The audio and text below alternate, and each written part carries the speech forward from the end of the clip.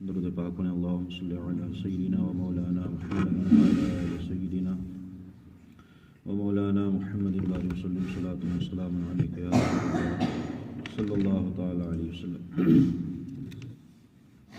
اب تک جو بیان ہوا وہ وضو کے فرائض کا تھا۔ اب جو بیان ہوگا انشاءاللہ وہ وضو کی سنتوں کا ہوگا کہ وضو میں سنتیں کیا کیا ہیں۔ تو سب سے پہلے سنت یہ ہے کہ جب ہم وضو کرنا شروع کریں تو ہم بسم اللہ پڑھیں۔ یہ وضو کی سنت ہے کہ ہم جو ہے بسم اللہ پڑھیں۔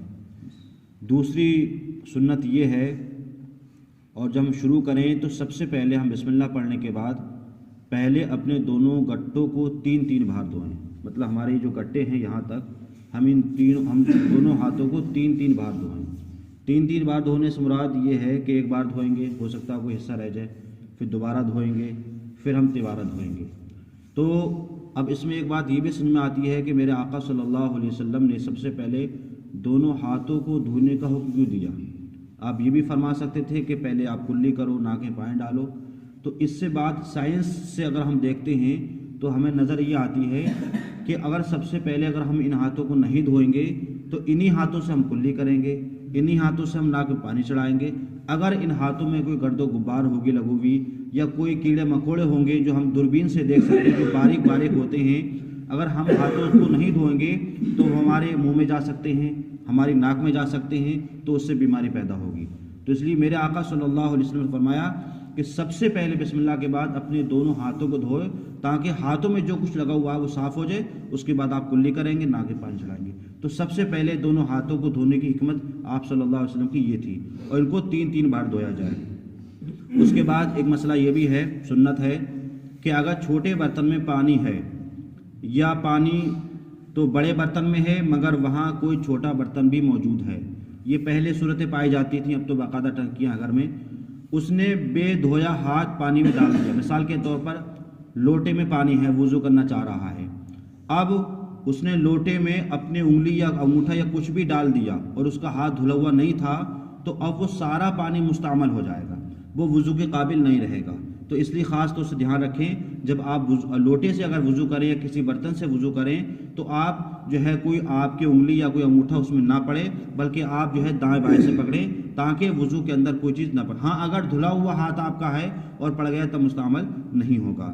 اسی طریقے سے اس میں ایک سنت یہ بھی ہے کہ جب سو کر اٹھیں تو سب سے پہلے اپنے آپ ہاتھ کو دھوئیں، استنجے سے پہلے بھی دھوئیں اور استنجے کے بعد بھی دھوئیں، کیونکہ جب آپ سوتے ہیں تو آپ کو یہ معلوم نہیں رہتا ہے کہ ہمارے ہاتھ پیر کہاں گئے تھے۔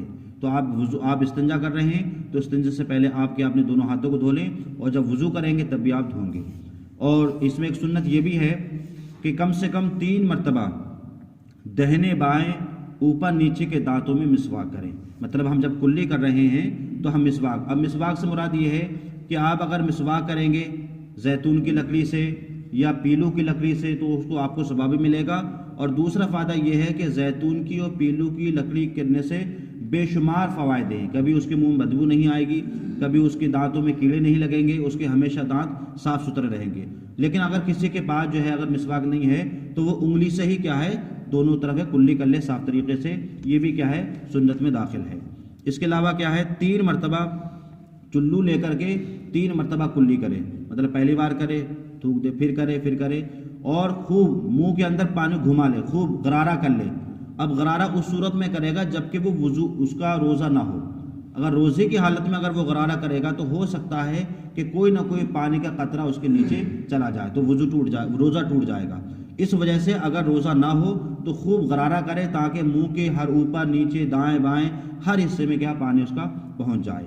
اس کے بعد اسی طریقے سے 3 بار وہ کلی کرے، 3 بار کلی کرنے کے بعد پھر 3 مرتبہ ناک میں پانی چڑھائے۔ مطلب ناک میں پانی کا مطلب یہ ہے کہ ہماری جو ناک کی نرم ہڈی ہے اس تک پانی کیا ہے پہنچ جائے، اور صحیح طریقے سے ہم 3 بار چڑھائیں، اور چڑھانے کے بعد جو ہے یہ کام ہم دہنے ہاتھ سے کریں، اور ہم جب ناک کو صاف کریں تو اپنے کیا ہے بائیں ہاتھ سے کریں۔ اس کے علاوہ اس میں ایک مسئلہ اور بھی ہے کہ منہ کو دھوتے وقت ہم داڑھی کا خلال کریں۔ مطلب اگر ہم احرام کی حالت میں نہیں ہیں، احرام کہتے ہیں کہ جب لوگ حاجی حج کرنے کے لیے جاتے ہیں تو جو احرام باندھتے ہیں اس حالت میں ہم جو ہے ہم خلال نہیں کر سکتے، اور ہم انگلیوں کی گردن سے داخل کریں اور سامنے سے نکالیں. انگلیوں کو گردن سے، گردن کی طرف سے، مطلب یہ ہماری گردن ہے، اس طرف سے داخل کریں اور آگے باہر کو نکال دیں. یہ خلال ہو گیا. اس طرح گردن کی طرف داخل کریں، یہ کیا ہے؟ ہمارا داڑھی کا خلال ہے. اور ہم اس کے بعد جو ہے دونوں پاؤں کی انگلیوں کا خلال کریں. مطلب ہم داہنے پاؤں کی انگلی سے شروع کریں اور ایسے اس طرح سے کر کے. اس سے فائدہ یہ ہوتا ہے کہ اگر پانی نہیں پہنچتا ہے اور ہم خلال کرتے ہیں تو اس سے بھی کیا پانی پہنچ جاتا ہے. ہم اپنے دونوں ہاتھوں کا اس طرح خلال کریں، اپنے پیروں کا خلال کریں، یہ کیا سنت ہے. اس کے علاوہ جو اعضاء ہے وضو میں ان کو 3 بار دھوئیں تاکہ کوئی حصہ باقی نہ رہ جائے. اور ہم جب دھوئیں تو ہم جیسے پہلے اعضاء کو دھوئیں اور دوسرے اعضاء کو دھوئیں تو ہم اس میں اتنی دوری نہ کریں، اتنی دیر نہ کریں کہ پہلے والا اعضاء خشک ہو جائے. مثال کے طور پر ہم نے چہرہ دھو لیا، اب ہم اتنی دیر ٹھہر گئے کہ ہمارا چہرے کا جو تری تھی وہ خشک ہو گئی. اس کے بعد ہم کیا کر رہے ہیں؟ اب ہاتھوں کو دھو رہے ہیں. تو ہم اس طرح نہ کریں بلکہ فوراً ہم اپنے مطلب ہاتھوں کو دھوئیں، فوراً مسح کریں، فوراً کیا ہم پیروں کو دھوئیں. تو یہ ساری جو چیزیں تھیں یہ کیا تھیں؟ یہ وضو کی سنتیں تھیں. اب جو انسان وضو کی سنتیں ادا کرے گا انشاءاللہ تو اس کو وضو کا کیا ثواب ملے گا. یہ چیز ایک مسئلہ اور سن لیں. آپ وضو کر رہے ہیں، جماعت ہو رہی ہے اور آپ کو معلوم ہے کہ اگر میں پوری طریقے سے اچھی طریقے سے سنتوں کے ساتھ اگر وضو کروں گا تو میری جماعت چھوٹ جائے گی.